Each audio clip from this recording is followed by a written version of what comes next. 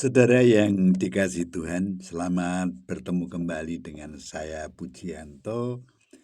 Saya akan berbagi berkat dengan acara Jalan Kehidupan ya. Nah, saya akan mulai dari Matius ya, Injil Matius, Matius pasal 1. Nah, tema besar kita adalah dasar janji Allah, Saudara. Dasar janji Allah. Mengapa Matius memulai dengan silsilah? Matius 1 ayat 1. Inilah silsilah Yesus Kristus, anak Daud, anak Abraham. Itu begitu ya. Saudara, ketika mulai membaca Injil Matius, mungkin kita merasa heran. Mengapa kitab ini tidak langsung menceritakan kelahiran Yesus, mukjizat-mukjizatnya, atau pelayanannya? Mengapa justru diawali dengan daftar nama yang panjang? Bukankah silsilah terasa membosankan untuk dibaca? Namun justru di situ Matius menyampaikan sebuah pesan yang sangat penting. Matius menulis Injilnya terutama kepada orang-orang Yahudi. Bagi mereka silsilah bukan sekedar daftar nama, silsilah merupakan bukti identitas seseorang. Dari silsilah itulah diketahui seseorang berasal dari suku mana, keturunan siapa, dan apakah ia memilih hak atas suatu janji atau kedudukan. Karena itu Matius memperkenalkan Tuhan Yesus sebagai anak Daud dan anak Abraham.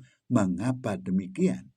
Sebagai anak Abraham, Tuhan Yesus adalah penggenapan janji Allah bahwa melalui keturunan Abraham, semua bangsa akan menerima berkat. Keselamatan yang dibawa Tuhan Yesus tidak hanya diperuntukkan bagi bangsa Yahudi, tetapi juga bagi seluruh umat manusia yang percaya kepadanya. Nah, sebagai anak Daud, Tuhan Yesus adalah Raja yang telah dijanjikannya berabad-abad sebelumnya. Tuhan telah berjanji bahwa keturunan Daud akan memerintah untuk selama-lamanya. Dengan demikian, Matius ingin menegaskan bahwa Yesus adalah Mesias yang telah lama dinantikan. Hal yang menarik, saudara, ketika kita membaca silsilah itu, kita menemukan nama-nama yang hidupnya jauh lebih sempurna. Maaf, jauh dari sempurna, maksud saya begitu ya. Ada yang pernah berdusta, ada yang jatuh dalam dosa perzinahan, ada yang menyembah berhala, bahkan ada perempuan-perempuan yang memiliki latar belakang hidupnya penuh pergumulan. Mengapa Matius tidak menghapus nama-nama itu? Karena ia ingin menunjukkan bahwa Allah tetap berkarya melalui manusia yang tidak sempurna. Kasih karunia Tuhan jauh lebih besar daripada kegagalan manusia. Tuhan tidak hanya menulis sejarah melalui orang-orang hebat, tetapi juga melalui mereka yang bertobat dan bersedia dipakai olehnya. Nah, renungan ini menjadi penghiburan bagi kita semua. Mungkin kita merasa masa lalu kita penuh kesalahan.